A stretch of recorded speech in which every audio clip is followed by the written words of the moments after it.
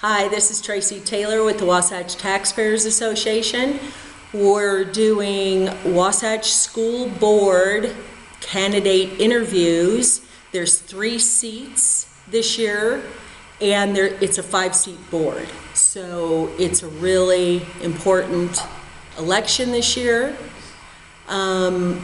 Also, we will have our documents that we discussed today on our website, wasatchtaxpayersassociation.com. And today we have Tom Stone.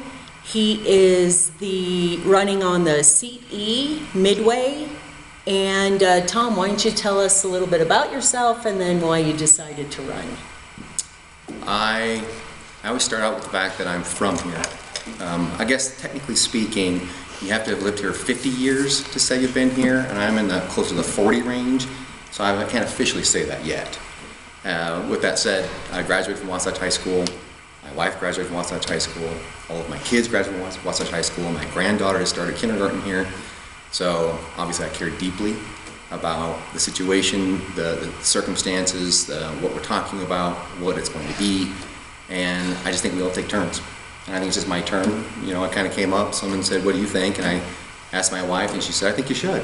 And I said, "Okay." I mean, that sounds like, a little too simple. Yeah. But I was like, "Okay, I guess I'll take my turn." And my wife's like, "I really support you in this," which is a huge part. Oh, yeah. Which is a huge part. So that's the short version as far as why I'm doing it. Mm-hmm. Well, what do you bring to the table that maybe isn't currently there, or what expertise do you have? I kind of anticipated a question about, me. And I'm going to try real hard, if this works out and I win that particular seat, is it's not going to be about me.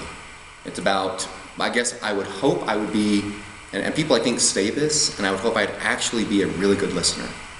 When someone has something to say, they always have a reason for it. Even if they're a complete opposite, you could say. People always pick sides.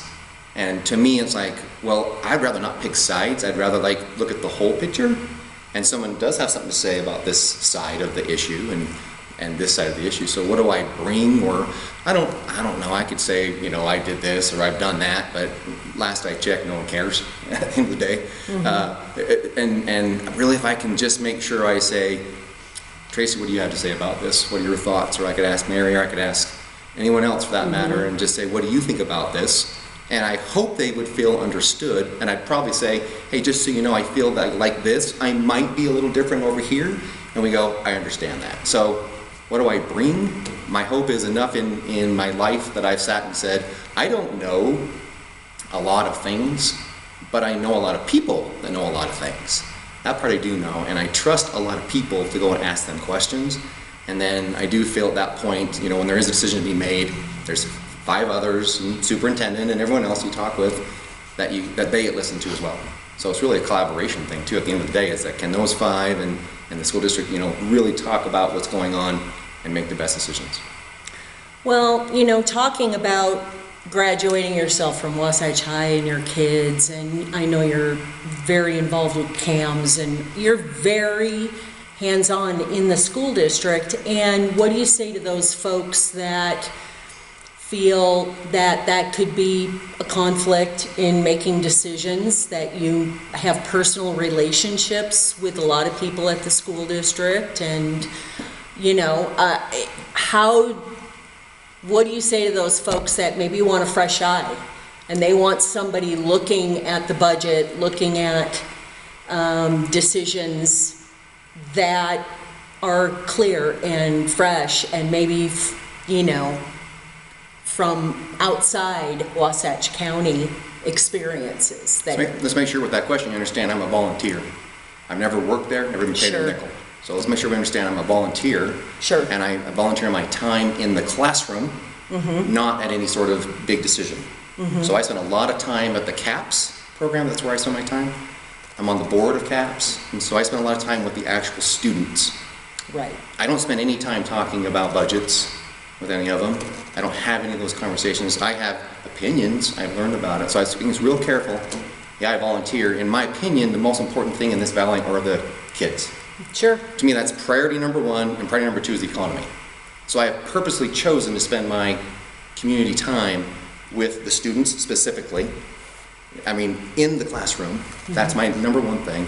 And then, yeah, Main Street, downtown, economy, property taxes, those kind of things. That's first and that's second. There's a lot of other things too. We're talking about trails.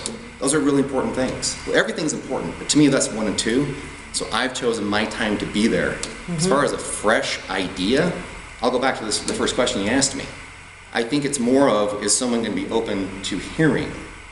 Even if it's on one side or the other. If you say fresh, sometimes it might be alluding to the fact that somebody doesn't like this, so they like this better. So it's the picking the sides that's the problem, in my opinion. And so, yeah, I support the students, I support the activities, I support the extracurricular activities, I support opportunities with the students. I am not a politician at the end of the day. This is not something I've ever said I wanted to be. In fact, I've said all along that I think I can do better as a volunteer. But as the opportunity came up, talking with my wife, other people, it's my turn. And I do feel like I can bring something to the table, as you asked in the first question. As far as fresh ideas, when you talk about budget, man, I do money for a living. I literally do finance every single day. I know how to look at spreadsheets, I know how to look at budgets, I know how to look at, and most of it's real estate, right? So I know what buildings cost, I know how, I just finished building 2 things, 3 things, 4 things, you know? So, again. And I just want to clarify, I don't think I said fresh ideas. It was more of a fresh eye to look at, you know, when somebody comes from out of the area and they move here from somewhere else, they have other references and they have other things to compare it to.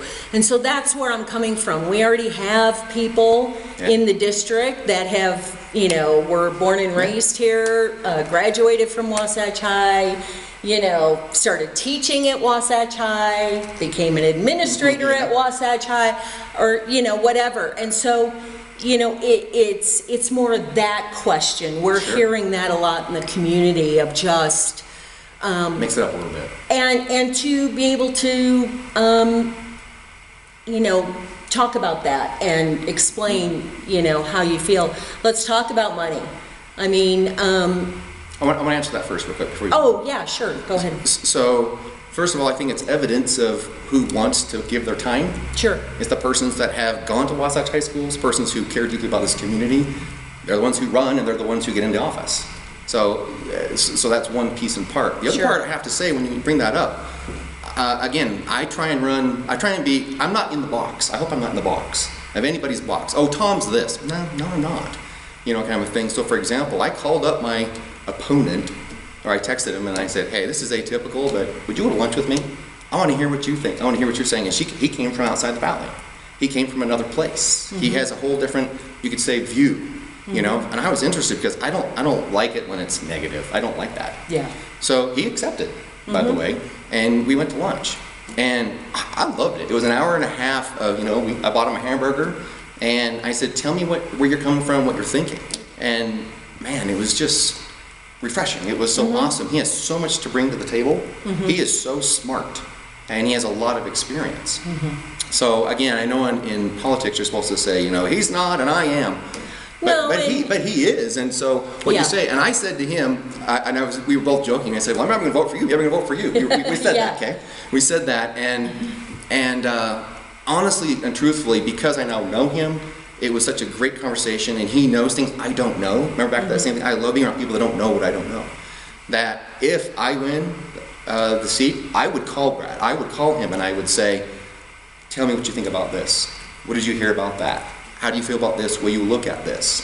As a friend of mine now, I hope. That's how we kind of left. Yeah. So I hear you loud and clear. Yeah. And I think that's important, but I've got to be real careful if we just say we want someone that's going to be way out here. I think it's all about the students. It's all about the kids. That's number one. We're going to make sure we don't miss the target.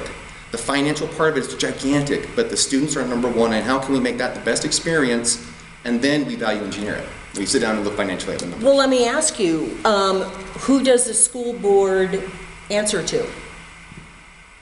Well, who do they answer to? The people. Yeah, the general population. That's what the state code says. Yeah. And so that, you know, has not been a tripod of considerations in the past. And we've tried for a very long time to have the taxpayer be part of that discussion. And so that's where I think people, after the last few years and how things have gone, are asking those kind of questions. And that's why we're asking them, Sure. quite honestly. Sure. Because we're trying to ask the questions people want, want to hear. But let's talk about the lease revenue bond.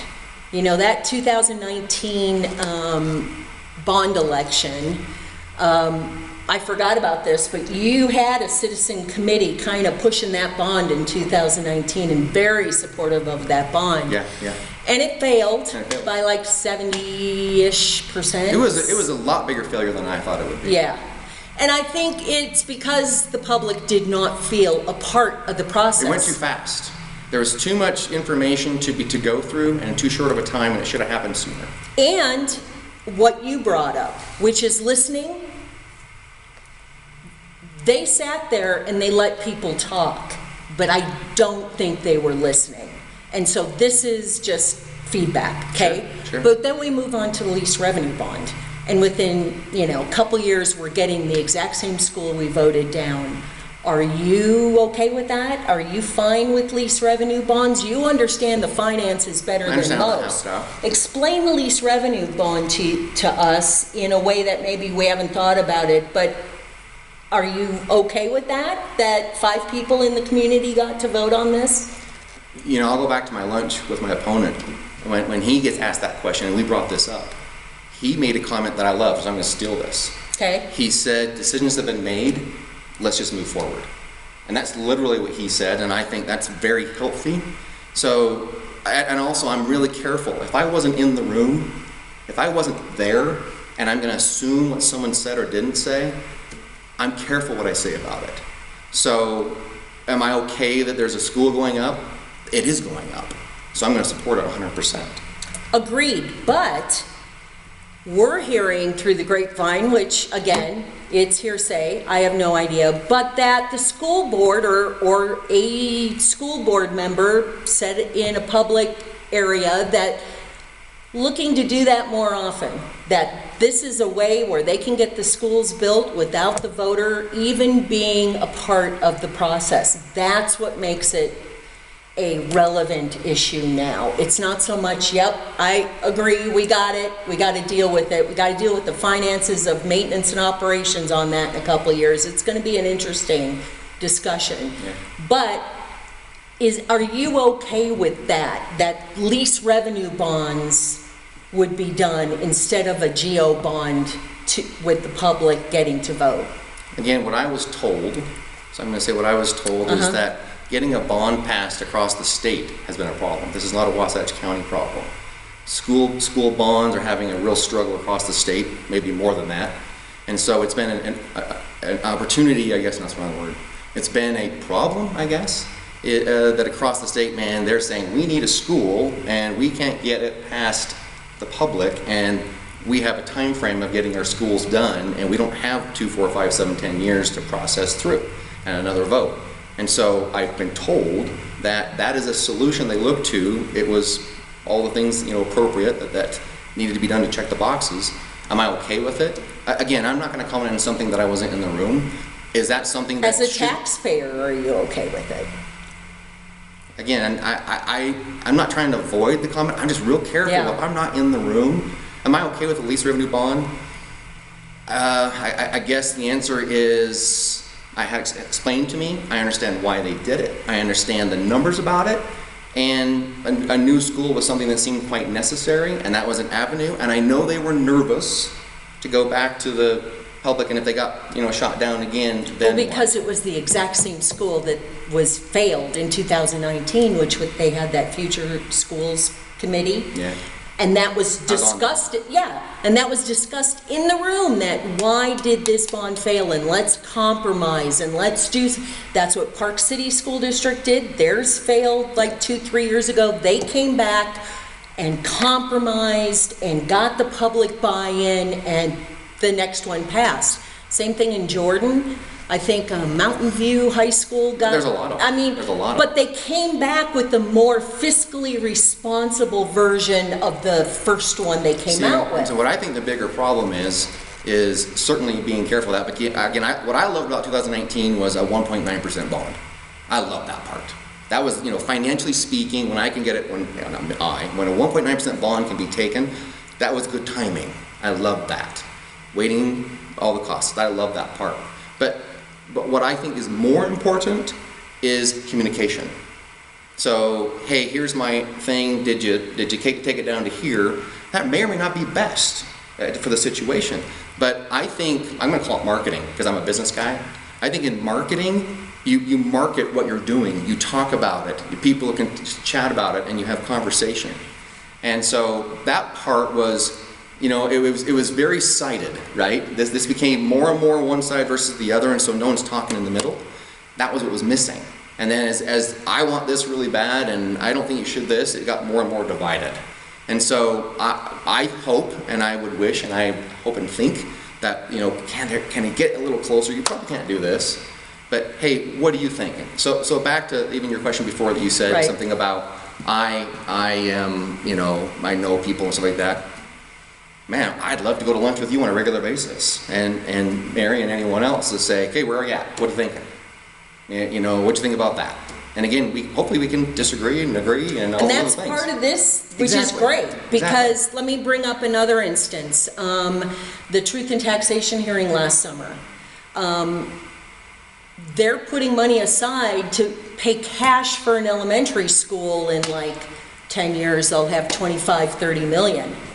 That also removes the voter from the process, which, state code says you have to get the vote of the people if you want to indebt the community, long-term debt. So how this squares with state code is another subject, but the point is that when there's been some mistrust and some Right. fiscal questions in the past, Relationships. is it really okay for the school board to have a $25 million slush fund that's not earmarked for anything in particular? A GO bond goes to the voter, and they get to vote on that text, that scope of work, and it's in the bond, and they have to spend the money on that.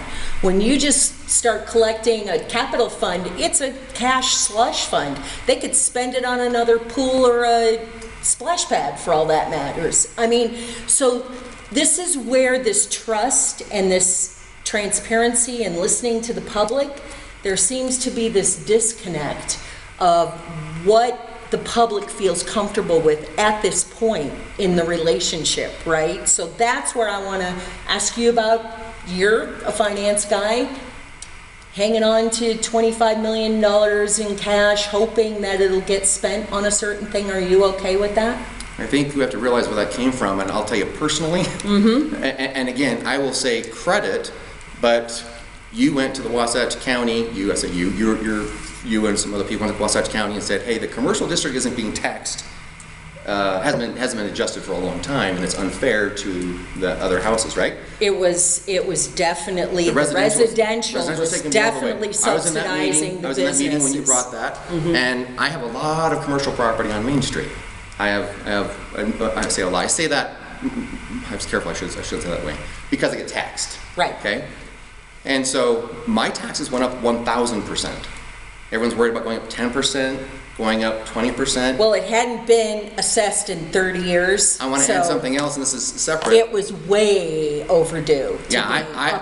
When you said that, I didn't get up and disagree with you. Well, I researched it all. Personally. I was like, I saw the assessments. where should it be? So It's not fair and equitable, which is state code. So they went and adjusted it, and just so you know, they went way too high. I went and actually went and talked to it and got it right back where it should be, okay? Yep. There's a lot of reasons for that. Right. But what happened was, last year, maybe that was one of the things, maybe it was a major thing, you probably know more than I would, but there was a whole lot of money that came in, kaboom. Right. Crazy, right? So I don't think I'm gonna blame anybody that they also got a whole bunch of money, because property values went up, commercial district got re-taxed, right? So they did have a lot of money, and they're like, oh. Well, plus they did not, I mean, the tax increase last year was keeping the rate the same. The rate should have come down after all that reassessment you talked about. That rate automatically comes down, and that's where the school district says, no, we want to keep the rate where it was. That was a conscious decision. So it wasn't like they got their rate adjusted for all that. They took that extra. So I'm hoping. So we're understanding and the people understand kind of how that works. And so again, I wasn't in the room, but I Right. just want you to know, I'm just listening right now. Yeah. You know, you're Yeah. teaching me some stuff. I know this, No, but I that's- love your view of what you're saying, and I'm like, okay. And Yeah. I would hope that I'd maybe dig in and I'd say, okay, Tracy, let's go to lunch. Here's Yeah. what I found, and you still may or may not like what I find or whatever, or disagree, but that's the point of citizenship, of community. I always say, like, CAMS, it's Community Alliance for Main Street. That's what it stands for. And I always say community. It's unity and community. And, you know, and I say it's the United States of America. Right. We're the divided states in a lot of places, right? You know, politics has caused that. And so, and it might be too Pollyanna, but it's like, okay, where can we get that unity back in community, especially here? This is a special place to live. Let me ask you something about Main Street, because Heber wants... That's a whole other conversation, by the way. Well, it's something that's going to be decided here in the next year. You could possibly be on the board in January when it's decided. Sure.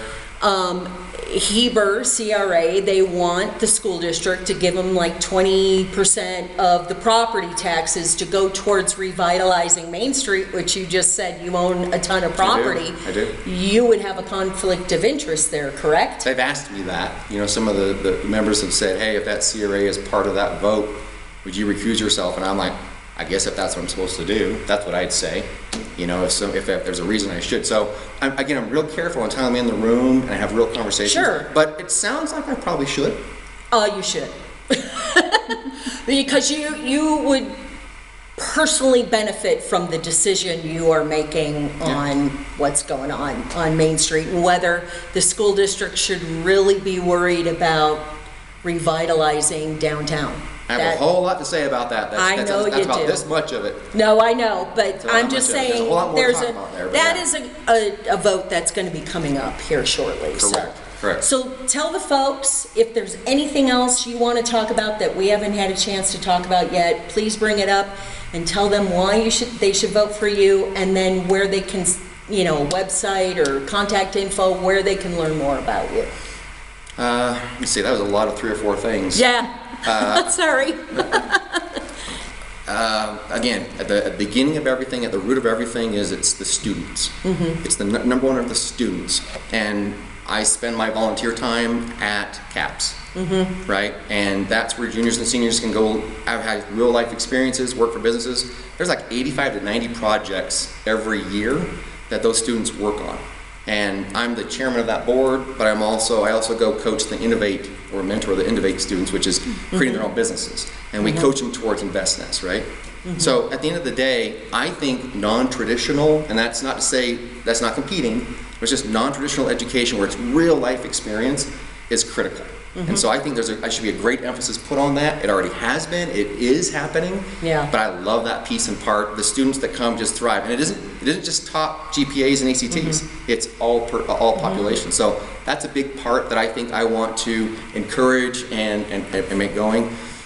Why me? I kind of told you I took Brad to lunch. I should say my opponent. He's a fantastic guy. And again, this is a local politics community situation. Let's not be negative towards each other. Sure. And I told him, I said, if you win, I hope that I can support you and I can help you out. If I win, I'm going to give you a call. So I know that's probably not the right. Where can people call you? And we're running out of time. I'm so sorry. I'd want them to come to my office on Main Street and call me at 435-654-9979 and come see me. Do you have a website or anything like that? Facebook page, anything? Okay. I'll put some signs up and stuff, but no, I have not gone that far. Well, thanks. You bet. Thanks for your time. Thank you. Thank you.